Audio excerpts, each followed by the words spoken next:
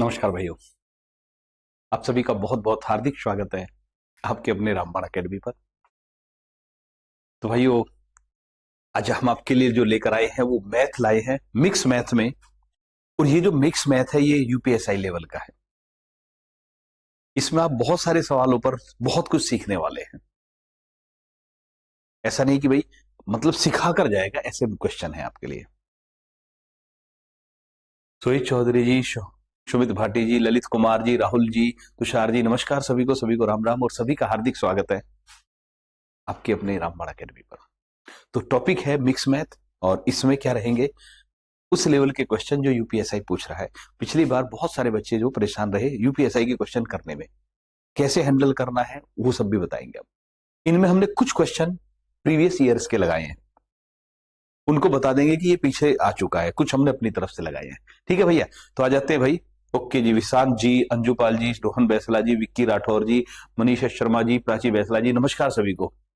ठीक है, शुरू करते हैं। तो यूपीएसआई स्पेशल मैथ क्लास, पहला क्वेश्चन देखिए। एक रेलगाड़ी की लंबाई 240 मीटर और चाल 56 किलोमीटर प्रति घंटा, दूसरी रेलगाड़ी की लंबाई 180 मीटर, चाल 52 किलोमीटर प्रति घंटा है। दोनों विपरीत दिशा में चल रही हैं। यदि आप दूसरी वाली रेलगाड़ी में बैठे हो तो पहली रेलगाड़ी आपको पार करने में कितना समय लेगी? देखिए ऑप्शन दे रखे हैं आपके सामने, कीजिए भाई। पहला क्वेश्चन है, आसानी है, ज्यादा टफ नहीं है, तो ढंग से कीजिए। सभी को राम राम जी, सभी को नमस्कार है भाई।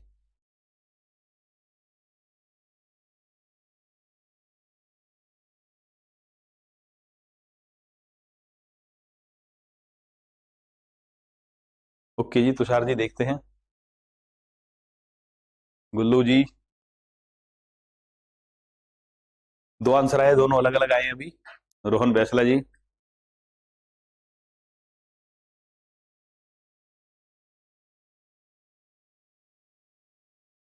ओके जी। ऋतिक नागर जी, देखते हैं भाई।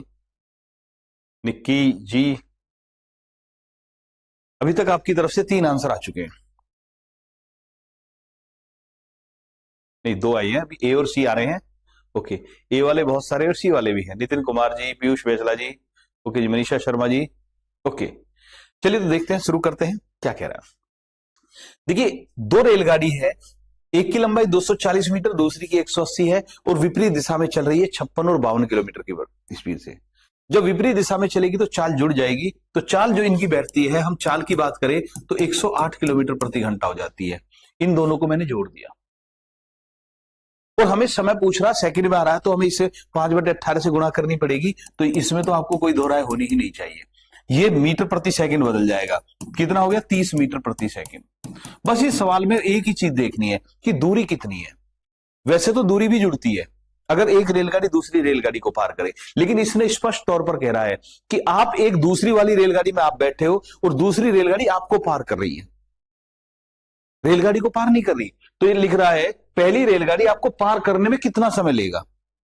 पहली वाली रेलगाड़ी, तो इसमें दूरी जो होगी पहली रेलगाड़ी की लंबाई होगी, क्योंकि दूसरी में तो आप बैठे हो, तो इसमें सिर्फ दूरी 240 मीटर ही कंसीडर होगी। तो दूरी कितनी है भैया? 240 मीटर है। बस इसमें यही ट्विस्ट है। ठीक है, दूरी ये है, चाल ये है, समय बराबर दूरी बटे चाल होता है। बिल्कुल आसान सा आंसर आ गया, 8 सेकंड, ऑप्शन ए।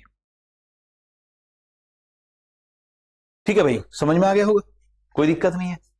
अगर ये कहता कि आप रेलगाड़ी के बीच में बैठे हो, आगे बैठे हो, पीछे बैठे हो, कोई फर्क नहीं पड़ता, जिसमें व्यक्ति बैठा हुआ है और व्यक्ति को रेलगाड़ी पार कर रही है, तो जिसमें बैठा उसकी लंबाई का कोई महत्व नहीं होता। यानी ये लंबाई का कोई महत्व नहीं है, जिस जो दूसरी वाली रेलगाड़ी है उसी की लंबाई होती है। अगर कहता है एक रेलगाड़ी दूसरी रेलगाड़ी को पार कर रही है तो दोनों जुड़ती ही जुड़ती फिर। लेकिन रेलगाड़ी व्यक्ति को पार कर रही है, तो जो व्यक्ति है उससे अपोजिट वाली दूसरी वाली रेलगाड़ी की लंबाई काउंट होगी। उम्मीद करेंगे ये चीज क्लियर होगी होगी भाई। ठीक है, चलते हैं अगले क्वेश्चन देखते हैं।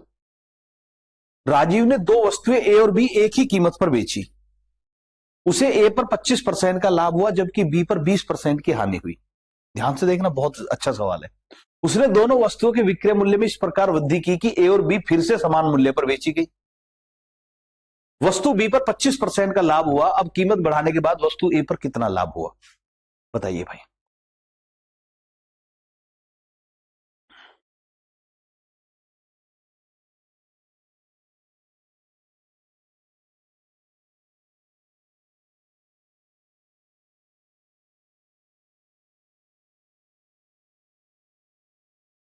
बहुत आसान है अगर ढंग से करोगे तो।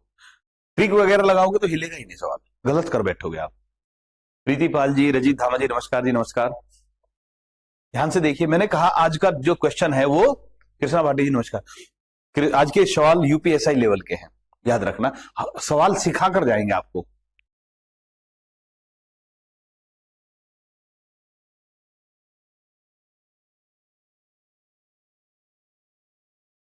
आपको सवाल अपना आप ही सिखा कर जाएगा कि भैया आप इस पॉइंट को मिस कर रहे थे, ठीक है, इस पॉइंट को मिस कर रहे थे, आपको ये क्वेश्चन बताकर जाने वाला है। तो देखते हैं भाई। ओके ओके ओके ओके, बहुत बढ़िया, बहुत अच्छे, शाबाश शाबाश। ओके, नमस्कार है जी सभी को। 3 आंसर आ चुके हैं अब तक। 3 नहीं, 2 आए, वेद प्रकाश जी ने और मनीषा शर्मा जी ने 2 आंसर दिए अभी तक।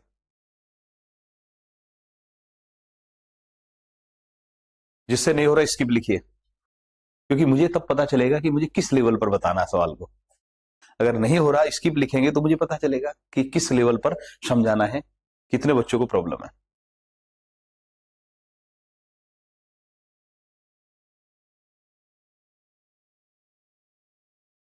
ओके जी, रजित धामा जी स्किप कर रहे हैं, देखते हैं रजित जी स्किप कर रहे हैं। रोहन वैसला जी भी ओके, प्रीति जी, ललित कुमार जी, बढ़िया भाई बढ़िया, स्किप कर रहे हैं। अब प्रॉब्लम बता रहे हैं न्यायशा गुर्जर जी, वेद प्रकाश जी, ओके।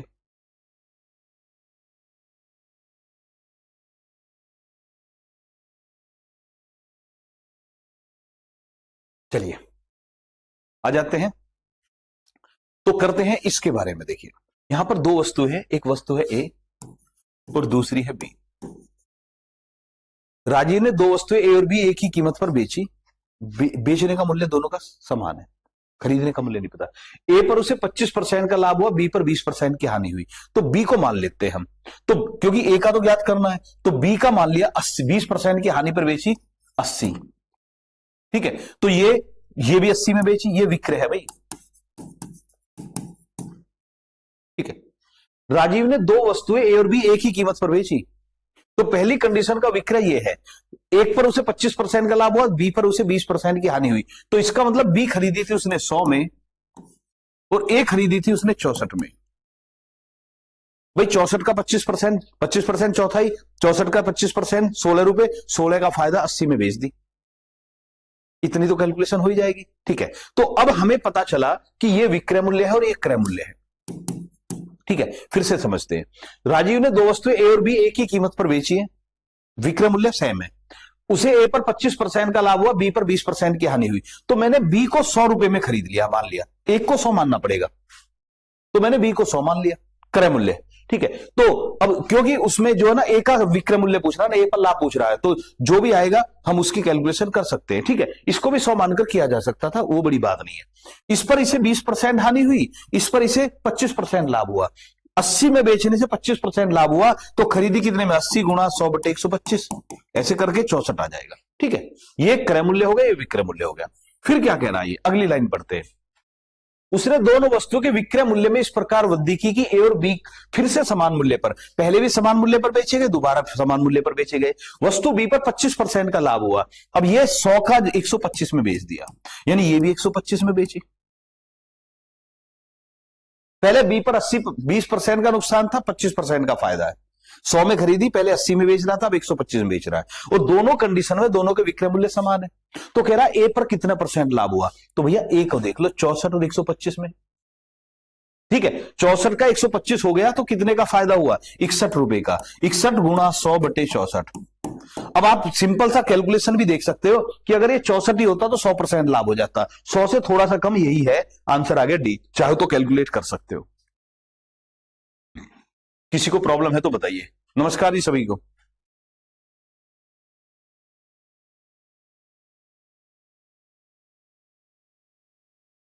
गुरुजी बहुत दिन बाद क्लासेज, आज क्लास आपने क्या कर रहे थे, ओके। वेद प्रकाश जी, कल की क्लास जो ली थी हमने इनपुट आउटपुट की, आप चेक कर लेना, उसमें मैंने बताया था मेरे घर में शादी थी, इसलिए जो है क्लास नहीं ले पाए थे। कल मैंने बता भी दिया था आप सभी को, ठीक है भैया। कल भी पूछा था 9 मार्च को यूपीएसआई का एग्जाम देना है, लेट ज्वाइनिंग करे तो कोई प्रॉब्लम नहीं होगी सर बताना। देखिए ये बीएसएफ वगैरह होते हैं ना भाई, इनमें प्रॉब्लम हो सकती है, तो आप परिवार से पूछकर देखिए, रिस्क है भाई, क्लियर बोल रहे हैं, रिस्क है, तो परिवार से अपने फैमिली से डिस्कस कर लेना इसको, ठीक है भैया। ओके चले भैया, यहां तक क्लियर है। अब देखते हैं, मैंने कहा ना आज के क्वेश्चन जो होंगे यूपीएसआई लेवल ही है, वो आपको इस क्वेश्चन में दिख गया होगा, है कुछ नहीं, अगर ढंग से समझोगे नहीं तो सवाल नहीं होगा। आज के क्वेश्चन उस तरह से मैंने अरेंज किए, इनमें से कुछ क्वेश्चन ऐसे जो पुराने आए, अभी तक कोई लिया नहीं है, उस पुराने आए हुए क्वेश्चन भी बताएंगे, ठीक है। चलिए अगला क्वेश्चन देखते हैं। एक समांतर श्रेणी के पहले 15 टर्म्स का योग क्या है, पहले 15 पदों का योग क्या है जिसके 10वें और छठे टर्म्स क्रम से 9.25 और 1.25 है, बताइए भाई। 10वें और छठे टर्म्स क्रम से 9.25 और 1.25, तो उसके 15 टर्म्स का जोड़ कितना है ये बताना है, 15 टर्म्स का जोड़ कितना है।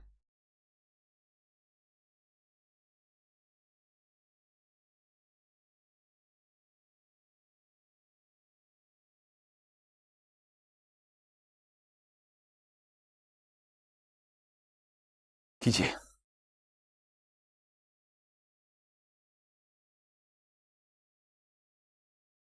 यूपीएसआई के फेवरेट, यूपी वाले के फेवरेट सवाल होते हैं समांतर श्रेणी वगैरह, ये हर टेस्ट में पूछा गया था, ये पिछले आया हुआ क्वेश्चन है, ये आया हुआ क्वेश्चन है, इससे पहले नहीं आए थे, वो बता रहे। कुमारी आरती जी नमस्कार।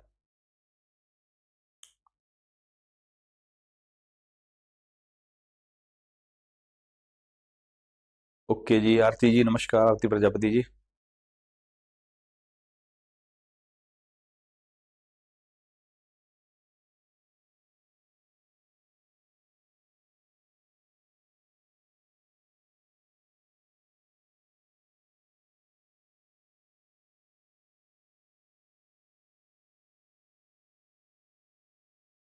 स्किप कर रहे हैं, क्या हुआ? स्किप नहीं हुआ, रजित जी भी स्किप करे, प्राची जी बोल रहे नहीं हुआ।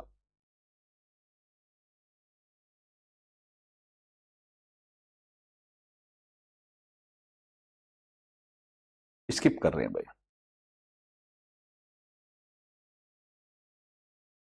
सभी स्किप कर रहे हैं। आइए देखिए, मैं इसको डायरेक्ट बिना फॉर्मूले के भी बता सकता हूं आपको।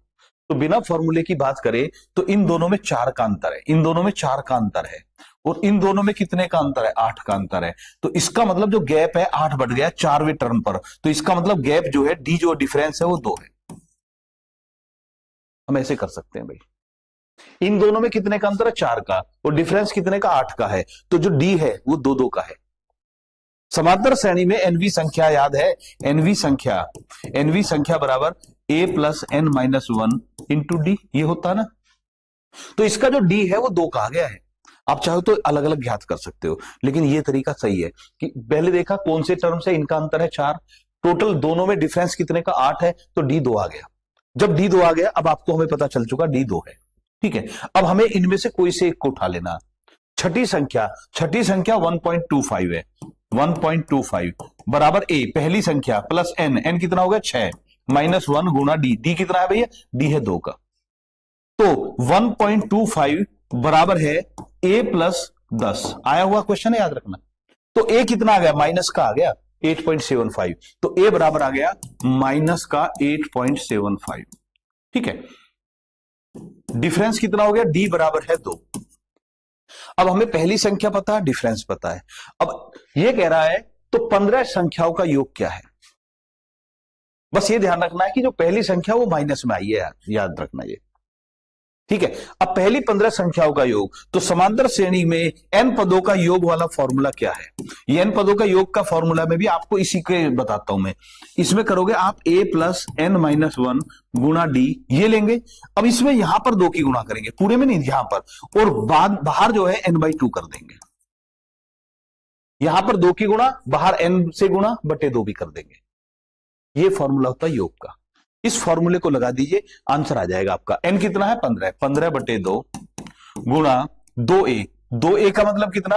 8 दून 8, 8.5 का मतलब हो गया माइनस का, याद रखना 8 दूनी 16, 16 17, 17.5 माइनस का 17.5 माइनस का हो गया भैया, प्लस n-1 14 गुणा 2 28। इसको सोल्व कर दीजिए भाई, आपके सामने आंसर आ जाएगा डी 78.75। राम राम जी, राम राम भैया। तुषार जी बहुत अच्छे, डी समझ में आ गया। जिसको नहीं आया फिर से बताता हूं। समांतर श्रेणी है, एपी बोलते हैं। एपी में फॉर्मूला क्या होता है, दो फॉर्मूले हैं, एनवी संख्या बराबर ए प्लस n-1 गुणा डी, ठीक है। और n संख्याओं का योग बराबर होता है n/2 into 2a plus n-1 into D. ये होता है दो फॉर्मूले, इन दोनों फॉर्मूले की इसमें जरूरत पड़ रही है। अब इसमें हमें पहले क्या करना है, इसमें हमें ए नहीं पता, डी नहीं पता, कुछ नहीं पता ना, तो पहले हम या तो ए निकालते हैं या डी निकालते हैं। तो हम यहां पर देखते हैं। अब उसके लिए हम इस फॉर्मूले से भी निकाल सकते हैं, इसको लंबा पड़ेगा। आप देखेंगे यहां पर दोनों में कितने पदों का अंतर है, यहां 10वां पद है और छठा पद है, तो 4 पद का अंतर है, 4 टर्म का अंतर है। यहां पर कितने का अंतर है, 8 का अंतर है। 4 पदों में 8 का अंतर है, तो एक पद में कितने का होगा, 2 का डिफरेंस आएगा। तो डी बराबर 2 आ गया, तो डी बराबर हमारा 2 आ गया। इस डी की वैल्यू रखेंगे इसमें, या तो इसको उठा लो या इसको लिखा लो। 10वां पद उठाए तो 9.25, छठा पूछा है तो 1.25, इससे ए की वैल्यू आ जाएगी, यानी शुरू के पद की वैल्यू आ जाएगी। पिछली बार मैंने इससे किया था, मैं इससे करता हूं, ठीक है। ये कौन सा 10वां पद है, 10वां पद एनवी संख्या, 10वीं संख्या कितनी है, 9.25 बराबर ए प्लस n-1, n कितना है 10 माइनस ए गुणा 2, ठीक है। डी का मतलब तो 2 है ही है हमें। अब देखिए, अब ये कितना हो गया, 9.25 बराबर ए प्लस 9 दूनी 18। अब इसको मैं इधर लाऊंगा तो ए बराबर आ गया 8.75, वो भी माइनस का, तो ए बराबर माइनस का 8.75। अब डी पता है, ए पता है, इसकी वैल्यू इसमें रखनी है बस। एन क्या था ना, एन 15 है, एन की वैल्यू 15 रखिए, डी की वैल्यू 2 रखिए, ए की वैल्यू, सॉरी इस नीचे वाले में ए की वैल्यू माइनस का 8.75 रखिए। सोल्व कर दीजिए, आंसर आ जाएगा डी। यूपीएसआई में सवाल पूछा गया है। नमस्कार जी सभी को, नमस्कार जी। अभी बताइए समझ में आ गया ना। चांस है दोबारा से ऐसे सवाल आने का, इसलिए मैंने 2 बार बताया। अगर प्रॉब्लम है तो क्लियर। हाँ जी तुषार जी, एवरेज गुणा एन भी कर सकते हैं हम, औसत गुणा एन भी कर सकते हैं, टोटल जो होता है उसको भी निकाल सकते हैं, लेकिन उसके लिए एवरेज निकालना पड़ेगा। या फिर ऐसे कर सकते हैं, हम पहली पद पता है, 15वां पद निकाले, दोनों को जोड़कर बटे 2 गुणा एन कर दें, वो भी हो सकता है। ठीक है भैया, चले आगे, कोई प्रॉब्लम तो नहीं है। अगला क्वेश्चन देखते हैं। ये भी आया हुआ क्वेश्चन है, ये भी आया, मैं पहले बता दूंगा कि ये आया, पिछला वाला भी आया हुआ है, ये भी आया हुआ है। एक्स एक काम 131 दिनों में पूरा कर सकता है, उसने अकेले 47 दिन काम किया और बाकी काम वाई ने 84 दिनों में पूरा कर लिया। दोनों मिलकर काम पूरा करने में कितने दिन लेंगे, ठीक है, दोनों मिलकर कितने दिनों में काम को पूरा करेंगे, ठीक है।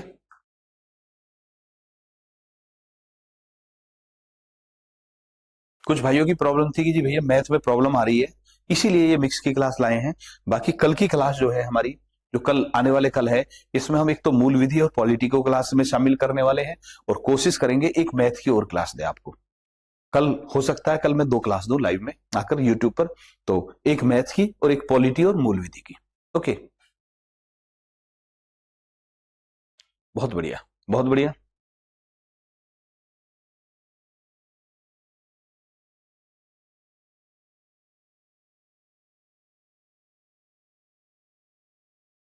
बहुत बढ़िया, बिल्कुल ठीक आंसर है डी। कैसे है वो देखते हैं। एक्स एक काम 131 दिनों में पूरा कर सकता है, उसने अकेले 47 दिन काम किया, बाकी काम वाई ने 84 दिन कर लिया। तो एक्स ने 47 दिन काम कर लिया, एक्स 131 दिन में कर सकता था, उसने 47 दिन काम कर दिया, तो उसका कितने दिन का काम बचा, 84 दिन का। तो अगर एक्स करता बाकी बचे हुए काम को 84 दिन में होता, और बाकी काम वाई ने भी 84 दिनों में किए। अगर एक्स करता तो भी 84 डेज, वाई कर रहा तो भी 84 डेज, यानी कि दोनों की क्षमता बराबर है, दोनों बराबर बराबर काम कर रहे हैं ना। अब जब दोनों बराबर करेंगे, अगर अकेला एक्स करेगा तो 131 दिन, वाई करेगा तो 131 दिन, और दोनों मिलकर करेंगे तो आधा दिन लगेगा, आधा हो गया 65.5। बस यही करना और कुछ करना ही नहीं था इसमें। आया हुआ सवाल है यूपीएसआई में भाई। बच्चों को लगता पता नहीं ऐसी संख्या दे दी अजीब अजीब सी, कुछ भी नहीं है भाई, ढंग से करे तो कुछ भी नहीं है।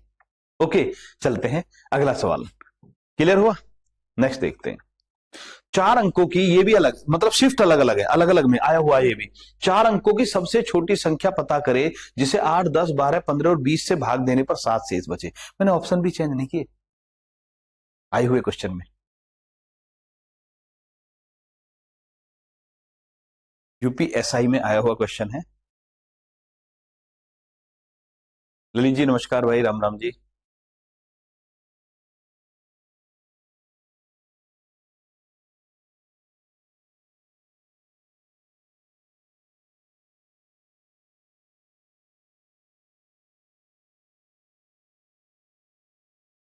ओके जी, देखते हैं।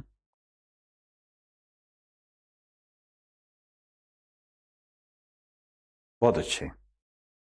तो देखिए, जब यूपीएसआई इस सवाल को पूछ रहा तो ऑप्शन पर ध्यान दीजिए। ये कह रहा है 4 अंकों की सबसे छोटी संख्या जिसे 8, 10, 12, 15, 20 से, इनसे कटने वाली चाहिए। जब इनसे कटेगी 10 और 20 से कटेगी तो लास्ट में 0 आएगा। फिर उसमें 7 शेष भी बचना है, तो शेष में फिर उसमें 7 जोड़ेंगे तो लास्ट में 7 आना चाहिए। ऑप्शन ए की है जिसमें 7 आ रहा है, 1087। बस यही है भाई, कुछ करने की जरूरत नहीं थी। वरना तो एलसीएम निकालिए, फिर उस एलसीएम से 4 अंकों की संख्या काटिए, उसमें 7 जोड़िए, ऐसे चल। लेकिन उसको करने की जरूरत ही कहां छोड़ रहा है एग्जामिनर।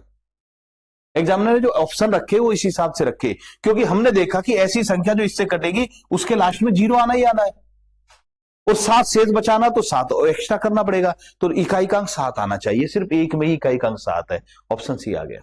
2 में होता तो फिर क्या करते, फिर हम इनका एलसीएम निकालते, जैसे 8, 10, 12, 15, 20 का एलसीएम, उस एलसीएम से कटने वाली 4 अंकों की सबसे छोटी संख्या देखते, फिर उसमें 7 जोड़ते, आंसर 1080 में करते तो आंसर आ जाता है 1087।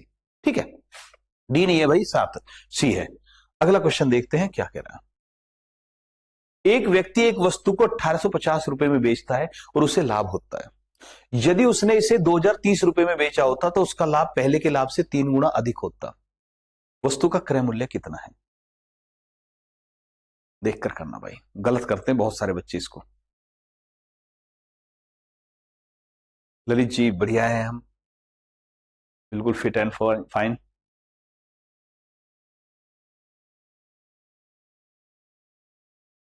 आज के क्वेश्चन का लेवल अच्छा लग रहा है, पहले ये भी बता देना। ठीक, वो पिछला क्वेश्चन आया हुआ था, ये मेरी तरफ से 3 क्वेश्चन मैंने लिए जो आए हुए हैं, बाकी अपनी तरफ से भी लगा दिए हमने। लेवल कैसा लग रहा बताइए हमारे वाले सवालों का।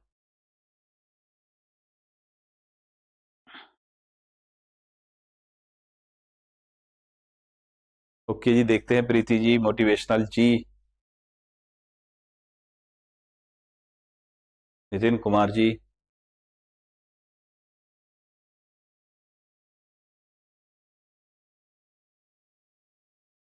नायशा गुर्जर जी, सी बता रहे हैं सभी के सभी, देखते हैं। ओके, ललित कुमार जी, बहुत बढ़िया। देखिए क्या कह रहा हूं। एक व्यक्ति एक वस्तु को 1850 रुपए में बेचता है और उसे लाभ होता है। लाभ हो रहा तो इसका मतलब 1850 से कम में खरीदिए, तो हमारे ये 2 ऑप्शन तो खत्म ही हो गए भैया।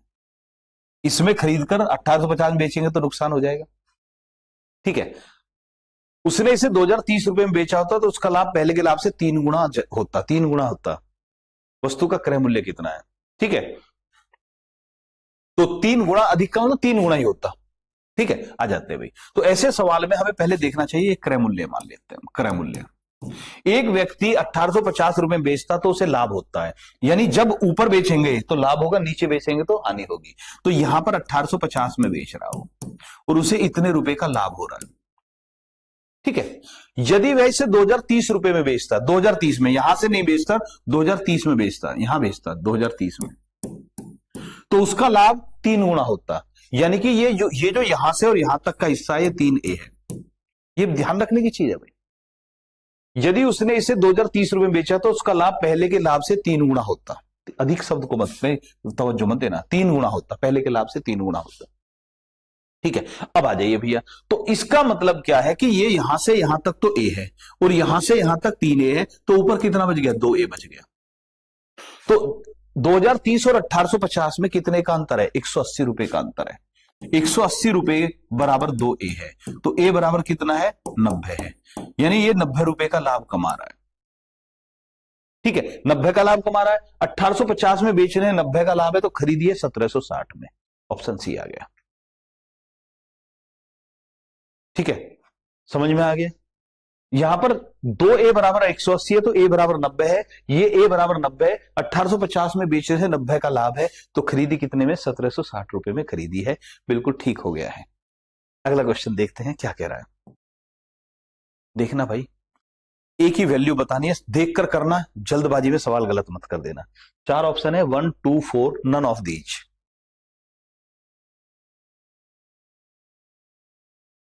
मैंने कहा आज के सवाल आपको खुद ही सिखा कर जाएंगे कि भैया सीख ले।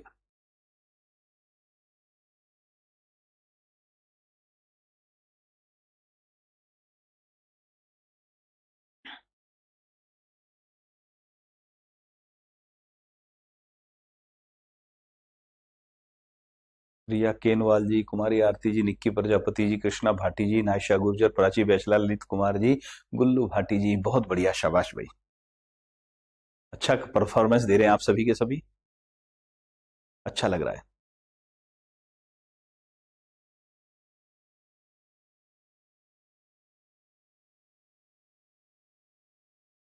ललित कुमार जी देखते हैं।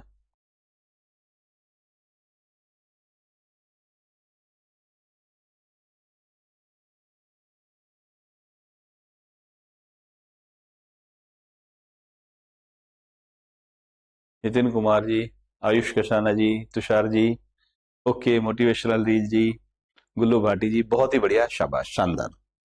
तो देखते हैं क्या करेंगे हम।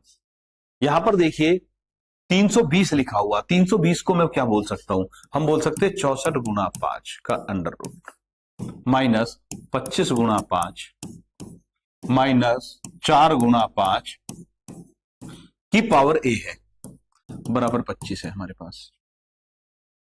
64 को बाहर निकाल लूंगा तो 8 आएगा, 8 root 5 minus 5 root 5 minus 2 root 5 की पावर ए बराबर है 25।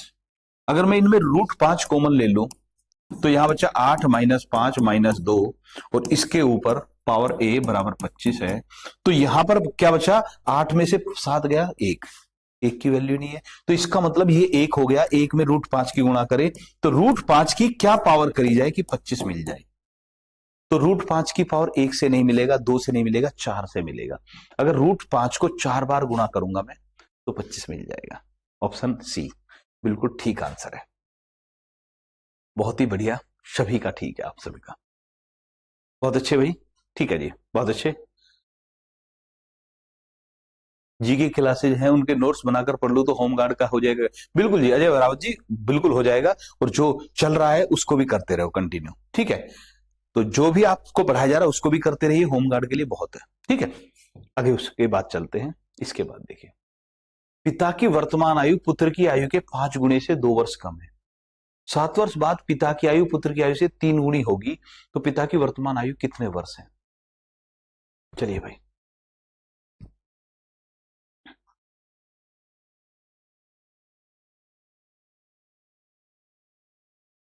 कीजिए भाई। कोई हड़बड़ाहट नहीं है, बस क्वेश्चन की क्वालिटी पर ध्यान देते रहो। अच्छे क्वेश्चन दे रहा हूं मैं आपको, जो आपको सिखाकर भी जाएं और आपका कॉन्फिडेंस भी बढ़ाएं। अच्छी बात यह है कि ज्यादातर जो भी सवाल कर रहे हो आप सही कर रहे हैं। ओके, ये तो हमारा कोई भी स्टूडेंट गलत करता ही नहीं है, आयुष संबंधी वाले। बिल्कुल जी, बहुत अच्छे।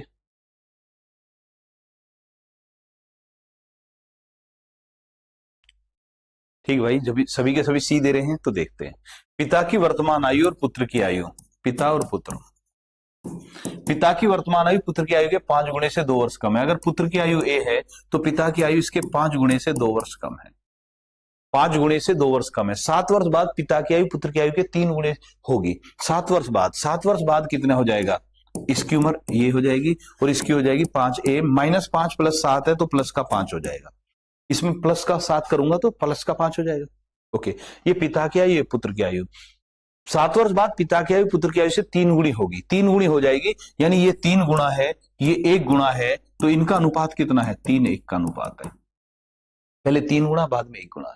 अंदर से अंदर गुणा करिए, बाहर से बाहर गुणा करिए, तो 5a + 5 बराबर है 3a + 21।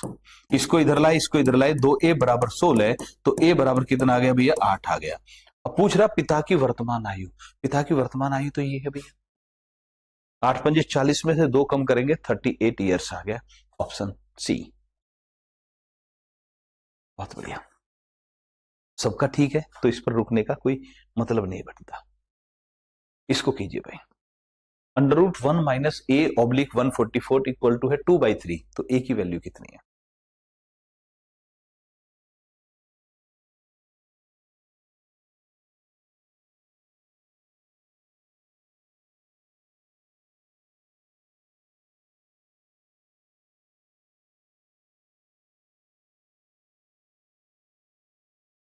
देखते हैं भाई।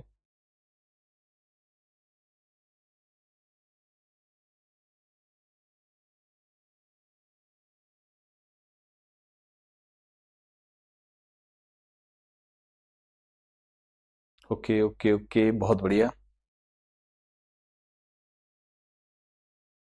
बहुत अच्छे,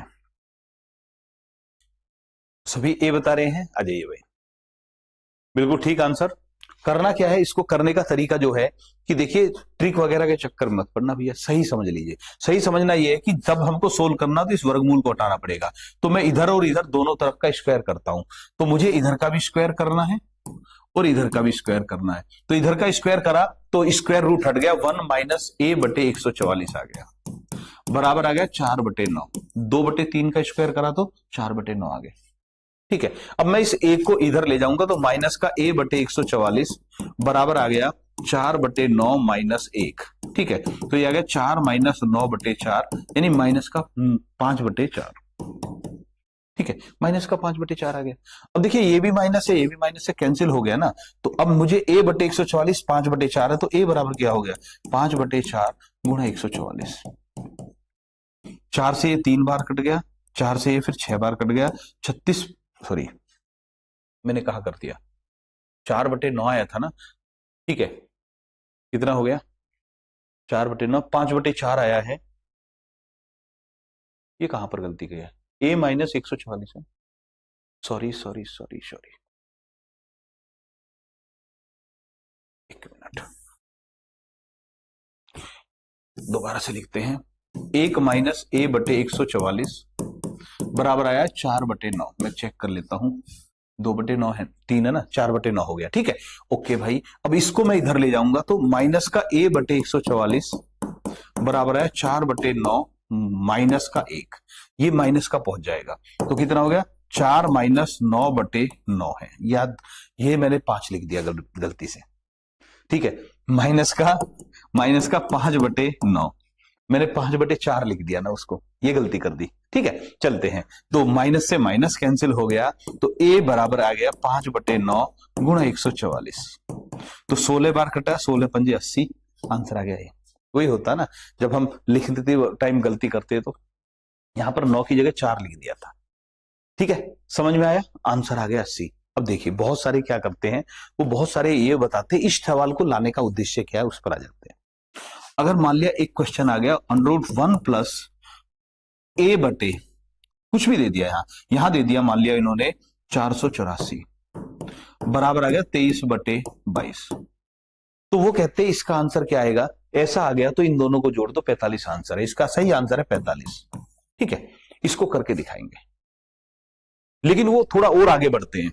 अगर बाई चांस एक का अंतर है तो जोड़ दिया, लेकिन एक दूसरा तरीका भी बताते हैं वो कहते हैं कि एक बार जोड़ा 25, एक बार घटाया 1, गुणा करी 25, सॉरी 45 आ गया।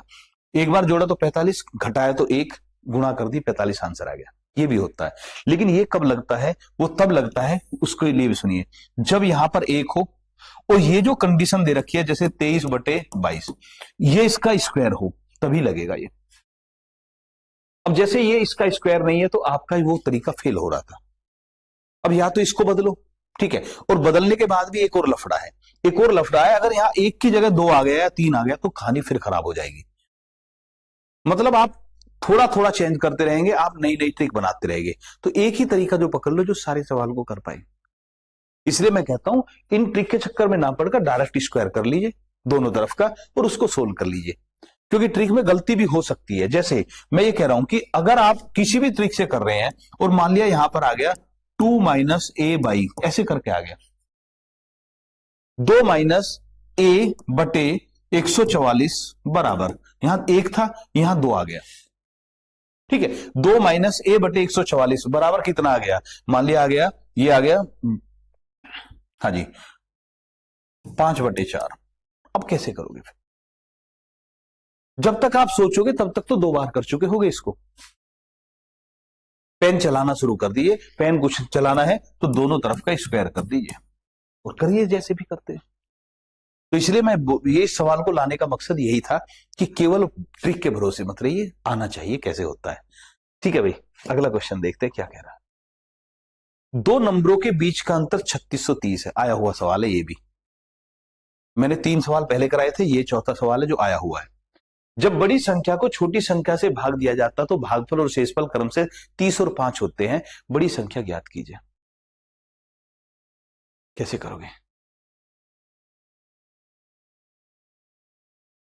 वन्नू फैन क्लब जी, राम राम भाई, राम राम।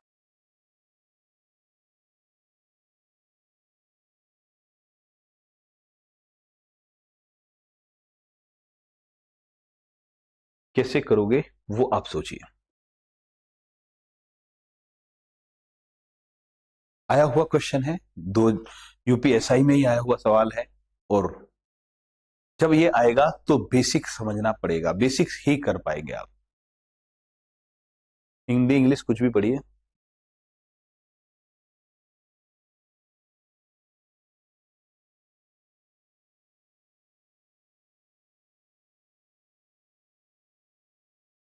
मनु फैन क्लब जी, राम राम भाई, राम राम।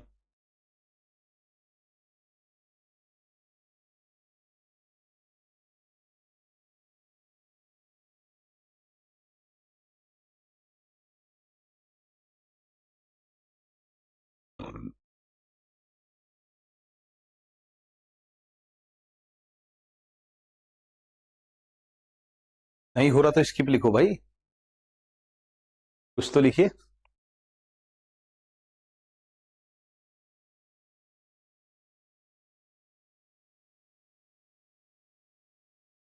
ए लिख रहे हैं, स्किप लिख रहे हैं, स्किप लिख रहे हैं, ए लिख रहे हैं, निक्की प्रजापति जी, नायशा गुर्जर जी, कृष्ण यादव जी, क्या बात है भाई, आयुष कशाना जी स्किप कर रहे हैं, रिया केनवाल जी स्किप कर रहे हैं। आ जाइए। तो 2 संख्याओं के बीच का अंतर 3630 है, ये ठीक है। जब बड़ी संख्या को छोटी संख्या से भाग दिया जाता है तो भागफल और शेषफल 30 और 5 होते हैं, आ जाते हैं। मान लिया बड़ी संख्या कौन सी है, ए है, और छोटी संख्या बी है। अगर आप कुछ भी नहीं जानते तो बड़ी संख्या को छोटी से भाग दिया तो भागफल कितना आ गया, 30 आ गया, और शेषफल 5 आ गया। और ऐसी कंडीशन में ए बराबर क्या बैठता है, ए बराबर 30b प्लस 5 बैठता है। भाज्य बराबर भाजक गुणा भागफल प्लस शेष, उससे भी कर सकते हो, भाज्य बराबर भाजक गुणा भागफल प्लस शेष। अब इसको तो आप जानते हैं ना, इन दोनों की गुणा करें इसको जोड़े तो ये मिलेगा। अगर ये भी दिक्कत कर रहा तो फिर समझ, मैं भाज्य गुणा भागफल प्लस शेष बराबर भाज्य होता है, भाजक गुणा भागफल प्लस शेष बराबर भाज्य होता है। लेकिन अगर ये भी समझने नहीं आ रहा तो कोई संख्या रख के देखते हैं। मान लिया मैंने यहां रखा 27, 27 को मैं 6 से भाग देता हूं, 6 चौके 24, शेष क्या बचा 3। अगर मैं इन दोनों की गुणा करूं, ये जोड़ू तो 27 आ जाएगा। 6 गुणा 4 प्लस 3 27 आएगा, नहीं आएगा? ठीक है, उस हिसाब से ए की वैल्यू 30 बी और 5 के बराबर है। ठीक है, ये हमें पहली चीज मिली इसमें, ए बराबर 30 बी प्लस 5। दोनों के बीच अंतर है 3630 का। ए माइनस बी बराबर है 3630। अगर मैं ए की वैल्यू यहां रख दूं तो ये ए माइनस बी इतना है, ए बराबर इतना है, तो ए की वैल्यू मैं यहां रख दूं तो मेरे पास हो जाएगा 30b प्लस 5, ये तो हो गया ए, माइनस बी बराबर 3630। ठीक है, अब अगर मैं इसको घटाऊं तो ये आ गया 29b ये 29 बी बचा, प्लस 5 बराबर 3630। इस 5 को उधर ले जाओ तो 29 बी बराबर कितना आ गया, 3625। ठीक है, 29 बी बराबर 3625 आ गया। तो बी बराबर आ गया 29, 3625 बटे 29। 29 एकम 29 कितना बच गया भैया हमारे पास, 7 बच गया। 29 दूनी 58 कितना बच गया, 29 दूनी 58, 72 हो गया था वो, तो 58 का मतलब 114 बच गया। और 145, 29 पंजे 145, बी बराबर 125 है। छोटी संख्या जो है वो 125 है। बड़ी संख्या क्या है, इसमें से 125 घटाए, a माइनस 125 बराबर 3630। इसको इधर ले जाऊं तो 3755, ऑप्शन ए सही आंसर है।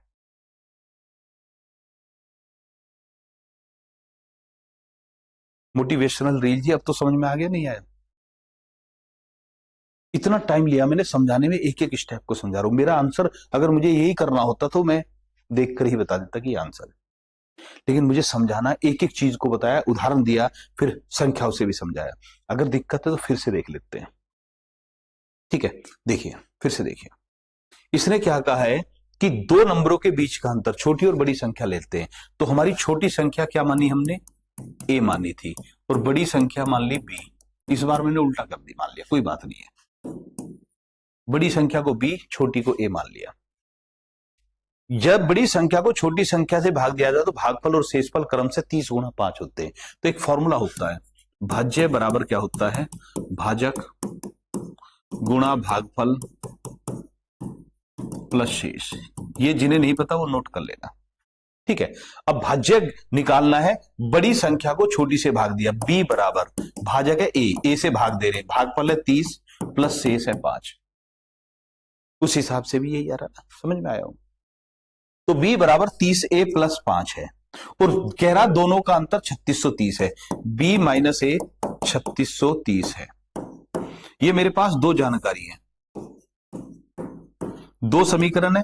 इस b की वैल्यू ये वाली जो है मैं इसमें रख दूंगा, तो यहां पर रखे तो ये हो गया 30a प्लस 5 माइनस ए बराबर 3630।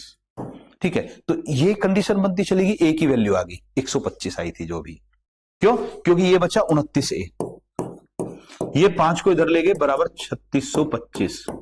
तो जब 29a पता है तो a की वैल्यू 125 आ गई, और a की वैल्यू को इसमें से घटा दे रहे तो ये मिल रहा है, तो a की वैल्यू को इसमें जोड़ देंगे तो b की वैल्यू आ जाएगी। ठीक है, तो 3755 डायरेक्ट आ गया था। अभी ठीक है, मोटिवेशनल लीजिए, अब तो क्लियर हो गया। ठीक है, चलते हैं आगे। आया हुआ क्वेश्चन है, अगला सवाल देखते हैं। एक महिला 87 घंटे में एक यात्रा पूरी करती है। वह यात्रा का पहला आधा हिस्सा 84 किलोमीटर प्रति घंटे की रफ्तार से और दूसरा आधा हिस्सा 90 किलोमीटर प्रति घंटे की रफ्तार से तय करती है। पूरी यात्रा में कुल दूरी कितनी है? 4 ऑप्शन ये दे रखा, 5वां ऑप्शन है इनमें से कोई नहीं। बताइए, 4 ऑप्शन दे रखे हैं आपके सामने, 5वां है इनमें से कोई नहीं। तो कल के लिए बता रहे हैं हम कि कल एक तो मूल विधि और पॉलिटी को लेकर चलेंगे हम कल, और दूसरा अगर ऐसी कुछ बात बन जाती है तो हम कोशिश रखेंगे कि आपका एक वीडियो, एक क्लास आए आपकी जिसमें हम मैथ भी कराएं। एक चैप्टर, कोशिश रहेगी कि एक चैप्टर पूरा एक क्लास में वन शॉट लेकर चलेंगे। अब तो मिक्स है। वीरेंद्र सिंह जी देखते हैं भाई, ओके ललित जी,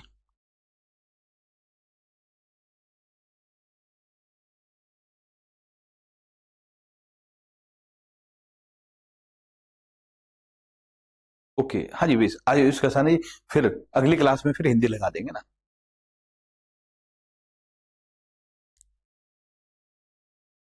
अकुल बैसला जी, मोटिवेशनल रील जी, ओके, सभी भी बता रहे हैं, आ जाते हैं तो भाई। तो देखिए क्या कर रहा है, एक महिला जो है 87 घंटे में एक यात्रा पूरी करती है। यात्रा का पहला हिस्सा 84 की स्पीड से और दूसरा आधा हिस्सा, दूरी बराबर है। जब दूरी बराबर होती है तो औसत चाल कितनी आती है, 2xy बटे x प्लस वाई। तो उसकी औसत चाल जो निकली कितनी निकली, 2 गुणा 84 गुणा 90 बटे 84 प्लस 90 174 हो गया। ये होगी उसकी औसत चाल, और पूछ रहा हमसे दूरी। तो दूरी क्या होती है, चाल गुणा समय, समय है 87 घंटे, तो इसमें 87 की गुणा कर देते हैं बस 87 की। 87 से ये 2 बार कट गया, 2 से ये 2 कट गया, इसकी गुणा करनी है। तो 0 9 चौके 36, 3 9 चौक 9 अट्ठे 72 और 3 75, जहां पर भी 75 60 हो लगा दीजिए आंसर। भाई जब आधी दूरी 84 से आधी 90 से करिए तो औसत चाल क्या आएगी, औसत चाल 87 नहीं आएगी भाई, ये औसत चाल 87 नहीं आएगी, औसत चाल आएगी 2xy बटे x प्लस वाई से। औसत चाल निकाली, समय से गुणा कर दी, कुल दूरी आ गई। ठीक है, और चलते हैं। एक ठोस गोला जिसकी त्रिज्या 12 सेंटीमीटर है, उसको पिघलाकर छोटे छोटे समान शंकुओं में ढाला जाता है। यदि प्रत्येक शंकु की त्रिज्या 3 सेंटीमीटर, ऊंचाई 4 सेंटीमीटर है, तो कुल शंकुओं की संख्या कितनी होगी। कौन में बदला जाता है, कॉन्सेप्ट बेस्ड, बिल्कुल जी, बढ़िया भाई।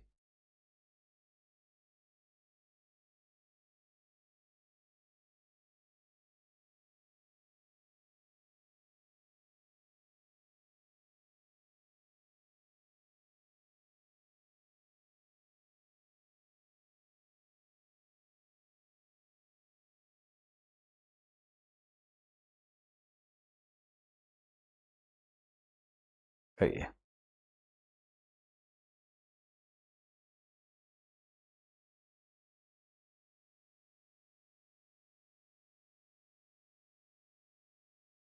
वीरेंद्र सिंह जी ने डी बताया है, देखते हैं जी,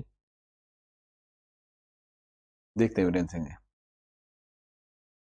मोटिवेशनल जी ने डी, ए डी, देखते हैं भाई, ए और डी, डी बता रहे हैं ज्यादातर, यानी इनमें से कोई नहीं। चलिए देखते हैं क्या कह रहे हैं। एक ठोस गोला जिसकी त्रिज्या 12 सेंटीमीटर है, उसको पिघलाकर छोटे छोटे समान शंकुओं में ढाला जाता है। प्रत्येक शंकु की त्रिज्या 3 सेंटीमीटर, ऊंचाई 4 सेंटीमीटर, कुल शंकुओं की संख्या ज्ञात कीजिए। ठीक है, चलिए अब जिन्होंने ये कर दिया तो वो आंसर लिखेंगे आपके हिसाब से कितना आ रहा है। ठीक है, आ जाते हैं। तो एक ठोस गोला जिसकी त्रिज्या 7 सेंटीमीटर है, शंकुओं की संख्या पूछ रहा है, तो बड़ी वस्तु का आयतन, गोले का आयतन बटे शंकु का आयतन। जब हमें किसी चीज को पिघलाकर या काटकर छोटी चीजें बनानी है तो बड़ी वस्तु का आयतन बटे छोटी वस्तु का आयतन। तो यहां पर बड़ी वस्तु है गोला, तो हम क्या करेंगे, गोले का आयतन बटे शंकु का आयतन से भाग दे देंगे। अगर मैं इसको ऐसे भाग दूंगा तो क्या आ जाएगा, शंकुओं की संख्या आ जाएगी। आ जाते हैं। एक गोला की त्रिज्या 12 सेंटीमीटर, गोले का आयतन होता है 4/3 pi R cube. R cube, R cube का मतलब 12 गुणा 12 गुणा 12 बटे शंकु। प्रत्येक शंकु की त्रिज्या 3 सेंटीमीटर और ऊंचाई 4 सेंटीमीटर। शंकु का आयतन होता है 1/3 पाई आर स्क्वायर एच, 1/3 पाई गुणा आर स्क्वायर। आर कितना है, 3 गुणा 3 गुणा एच, एच कितना है, 4 है।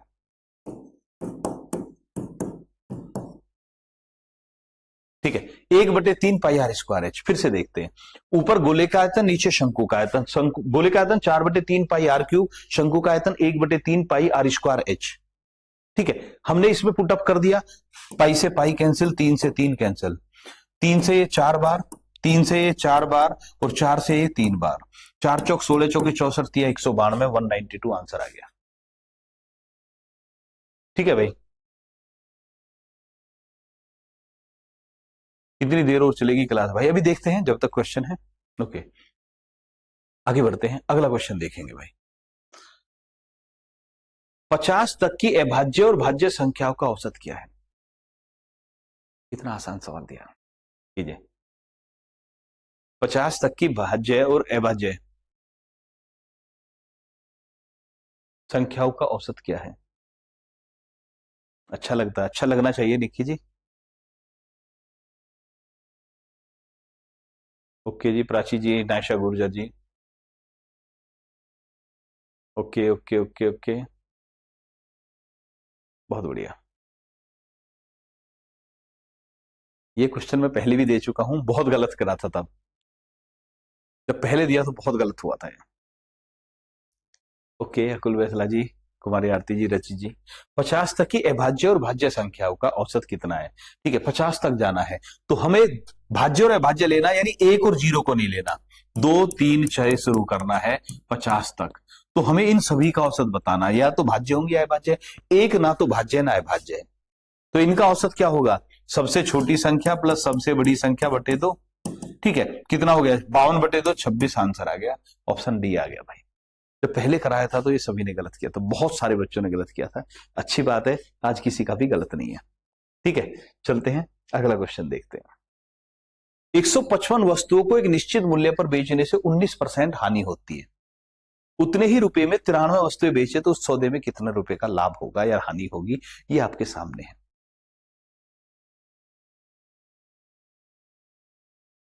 155 वस्तुओं को निश्चित मूल्य पर बेचने से 19% हानि होती है। उतने ही रुपए में 93 वस्तुएं बेचे तो उस सौदे में क्या होगा। बहुत अच्छा सवाल है और बहुत सारे बच्चे इसमें अटके ही रह जाते हैं। बहुत आसान सा है, एक लाइन का क्वेश्चन है वैसे तो, लेकिन नहीं कर पाते, बहुत सारे हिला ही नहीं पाते इसको। देखते हैं गुल्लू भाटी जी, वीरेंद्र सिंह जी, बहुत बढ़िया।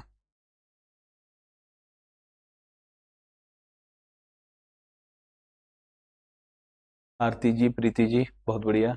रिया केनवाल जी, नायशा गुर्जर जी, ये हुई ना बात। ठीक है भाई, देखते हैं तो क्या कह रहा है। 155 वस्तुओं को निश्चित मूल्य पर बेचने से 19% हानि होती है। अब हमें कुछ नहीं दे रखा इसमें, तो हम मानेंगे कि एक वस्तु 100 रुपए में खरीदी है और बेच रहा 19% हानि पर। एक वस्तु को 19% हानि पर बेच रहा है, यानी 81 रुपए में बेच रहा है एक वस्तु को। तो एक वस्तु को 81 रुपए में बेच रहा है, तो 155 वस्तुएं कितने में बेच रहा है, गुणा 155। जब वो इतने में बेचेगा टोटल, तो उसे 19% हानि हो जाएगी, क्योंकि खरीदी 100 के रेट में और 81 के रेट में बेच रहा, तो 19% हानि हो रही है। अगर वो इतने में बेचेगा तो उसे 19% की हानि होगी होगी। कह रहा है उतने ही रुपए में, यानी टोटल इतने रुपए में 93 वस्तु बेचेगा। यानी अगर वो 93 वस्तु इतने में बेचे तो उसे क्या होगा। ठीक है, अब जब 93 वस्तु इतने में बेच रहा तो एक वस्तु का रेट निकालते हैं बेचने का। तो एक वस्तु कितने में पड़ेगी भाई, एक वस्तु पड़ेगी बटे 93 कर देता हूं मैं। काटते हैं, 31 से 3 बार कट गया, ये कितनी बार कट गया, 5 बार। 3 से 27 बार कट गया, तो इसका मतलब ये आ रहा है 135। तो जब 93 वस्तुएं इतने में बेच रहा तो एक वस्तु 135 की जाएगी, और खरीद कितने में रखी है, 100 में। 35% का प्रॉफिट हो जाएगा। ऑप्शन ए बिल्कुल ठीक आंसर है। ठीक है, चलते हैं अगला क्वेश्चन की तरफ, रुक करते हैं। 3 की पावर 83 माइनस 3 की पावर 78 को भाग देना है 3 की पावर 78 प्लस 3 की पावर 76 से। कीजिए भाई।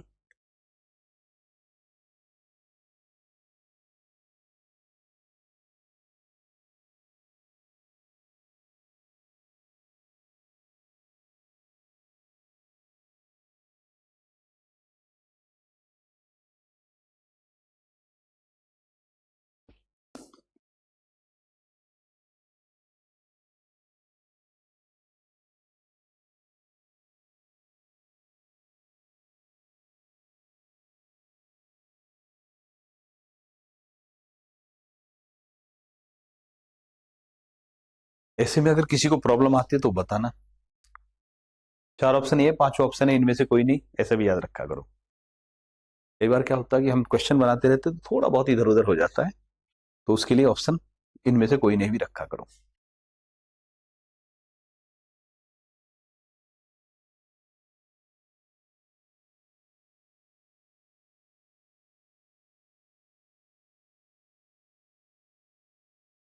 के जी, देखते हैं नायशा जी।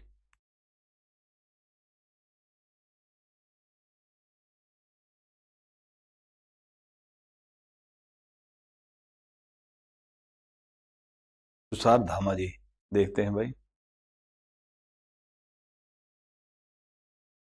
ओके जी, आरती प्रजापति जी बोल रहे स्किप कर रहे हैं, डी बता रहे हैं। ऑप्शन कई सारे आ चुके हैं ये। तो सबसे पहली बात जो है इसमें हमें करना क्या है वो देखिए।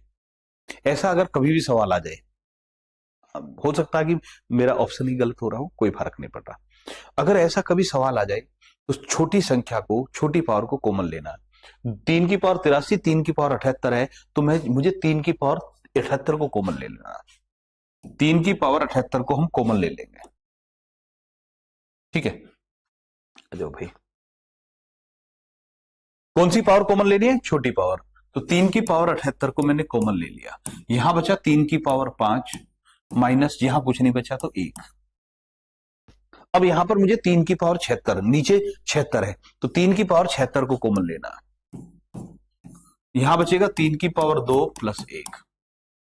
3 की पावर 78 था तो 2 बच गए, यहां पर प्लस कुछ नहीं बचा, 1 बच गया। ठीक है, अब इसको करता हूं तो मैं 3 की पावर 78 गुणा 300, 3 की पावर 5 कितना होता है? 243। 243 माइनस 1, ठीक है, ये हो गया अंदर, बटे 3 की पावर 76 गुणा 9 और 1 10। ठीक है, ये आंसर आ रहा है। काटते हैं, 3 की पावर 76 से 3 की पावर 78 काटेंगे तो 3 की पावर 2 गुणा 242 बटे 10 कर दीजिए, आंसर आ जाएगा। नन ऑफ दीज हो गया 217.8। वही कह रहा हूं ना कि मैं कुछ और देना चाह रहा हूँ, लग कुछ और गया। ठीक है, ऐसा होता ना कि कुछ और लगाना चाह रहे होंगे और आंसर कुछ कहीं और पहुंच जाता है। क्लियर है, चलते हैं भाई। ठीक है, अगले सवाल पर देखते हैं, और भी है क्या। एक मजदूर किसी काम को 171 दिन में कर सकता है। पहले दिन वह अकेला काम करता है, दूसरे दिन एक नया मजदूर आ जाता है, तीसरे दिन एक और नया मजदूर शामिल हो जाता है। इसी प्रकार रोजाना एक नया मजदूर शामिल हो जाता है। पहले दिन 1, फिर 2, फिर 3, ऐसे चलते रहते हैं। यदि सभी मजदूरों की क्षमता बराबर हो तो कितने दिन में काम समाप्त हो जाएगा? बताइए भाई, कितने दिन में काम समाप्त हो जाएगा?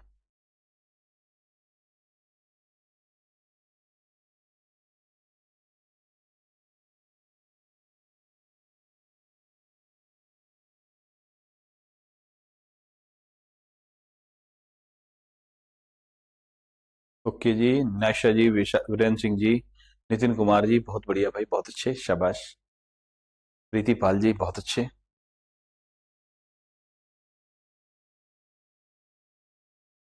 आरती जी, निक्की प्रजापति जी, गुल्लू भाटी जी, गुनगुन जी, प्राची बैसला जी, सी बता रहे हैं सभी के सभी, बिल्कुल ठीक आंसर है सी। अब जिनको दिक्कत आ रही है उनके लिए बता देते हैं, अब हम कैसे ठीक है वो देखते हैं। देखिए, पहले दिन एक व्यक्ति ने काम किया, सभी मजदूरों की क्षमता बराबर है। हर व्यक्ति एक दिन में एक काम करता। मान लिया कि जो काम दिया गया उनको ये पेन बनाना है या एक कुर्सी बनानी है मजदूर को। ठीक है, एक व्यक्ति एक दिन में एक कुर्सी बनाता है। एक मजदूर किसी काम को 171 दिन में कर सकता है, यानी कुल 171 कुर्सी बनानी है उसे। एक मजदूर एक दिन में एक बनाता है, तो पहले दिन कितनी कुर्सी बनेगी? एक। दूसरे दिन 2, तीसरे दिन 3। तो हमें टोटल n दिन में कितनी बन जानी चाहिए? 171 बन जानी चाहिए। तो हमें n बता तक जोड़ना है भाई। ये तो कह रहा है पहले दिन 1, दूसरे दिन 2, तीसरे दिन 3, चौथे दिन 4, पांचवें दिन 5। तो n बराबर क्या रखे कि हमारा 171 प्राप्त हो जाए? तो इसका फॉर्मूला आपको पता ही है, n into N plus 1 by 2 बराबर 171। तो n इंटू एन प्लस 1 क्या हो गया भैया? 171 इंटू 2। गुणा मत करिए, उल्टे टुकड़े करिए। तो 171 क्या है? 19 गुणा 9 है, तो इसको बोलेंगे 19 गुणा 9 गुणा 2, तो ये हो गया 19 गुणा 18। तो इसका मतलब क्या है? n कितना? 18। n प्लस 1 क्या? 19। तो हमारा n बराबर 18 आ गया। ठीक है, हाँ जी, बिल्कुल 18 ही बोल रहे हैं। क्लियर हो गया? पहले दिन एक काम हुआ, दूसरे दिन 2, तीसरे दिन 3। कितने दिन में 171 काम हो जाएगा? 18 दिन में। 18 गुणा 19 बटे 2 करेंगे, 171 आंसर आ जाएगा। ठीक है, चलते हैं जी। एक नाव धारा के विपरीत 7.5 घंटे में जितनी दूरी तय करती है, उतनी ही दूरी धारा के अनुकूल 5 घंटे में तय करती है। यदि धारा की गति 2 किलोमीटर प्रति घंटा हो तो स्थिर जल में नाव की गति कितनी है? बताइए भाई। धारा की गति 2 है, नाव की गति स्थिर जल में कितनी है?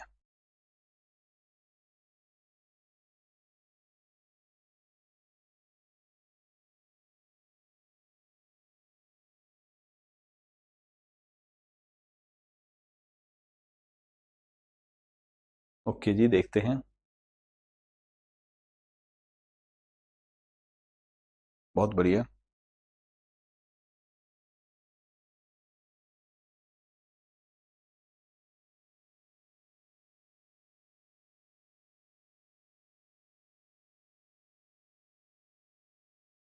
ठीक है भाई, बिल्कुल ठीक आंसर है ऑप्शन सी। कैसे है वो देखिए।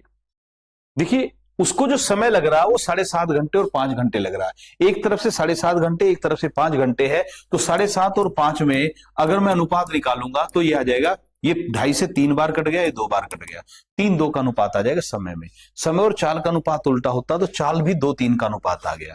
ठीक है, चाल में अनुपात आ गया 2:3। अब पहले हमने कम को लिखा है तो कम चाल कौन सी होगी? नाव की चाल माइनस धारा की चाल। ज्यादा चाल होगी नाव की चाल प्लस धारा की चाल। धारा की चाल कितनी है? 2। ठीक है, इन दोनों में अनुपात है 2-3 का। ठीक है, 2-3 का, 7.5 और 5 में 2-3-2 का अनुपात था, इसको पलट दिया 2-3 हो गया। ठीक है, तो पहले कम चाल ले ली n-2, नाव की चाल n है, धारा की वेग 2 दे ही रखा है, और बाद में ज्यादा ले ली तो 2:3 आ गया। अंदर से अंदर गुणा कर दीजिए, बाहर से बाहर गुणा कर दीजिए, तो ये आ गया 3n-6 बराबर 2n+4। इसको मैं इधर ले जाऊंगा, इसको इधर, तो n बराबर आ जाएगा 10। आंसर आ गया 10 किलोमीटर प्रति घंटा। नाव की शांत जल में चाल है 10 किलोमीटर प्रति घंटा। ठीक है, कोई दिक्कत नहीं। तो याद रखिए, चाल का और समय का अनुपात उल्टा होता है, रिवर्स कर देते हैं। उसी तरीके को हमने लिया है। अनुकूल में चाल जुड़ती है, प्रतिकूल में घटती है, और जब समय ज्यादा लग रहा तो चाल कम है, और जब समय कम लग रहा तो चाल ज्यादा है।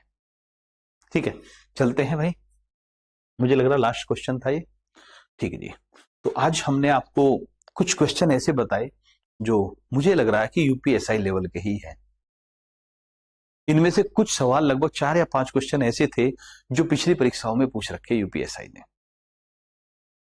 ठीक है, चलिए, कल के लिए हमने बताया है कि कल मूल विधि और पॉलिटी लेकर चलेंगे, और कोशिश ये करेंगे कि एक चैप्टर मैथ का कराएं, 1 शॉट वाला।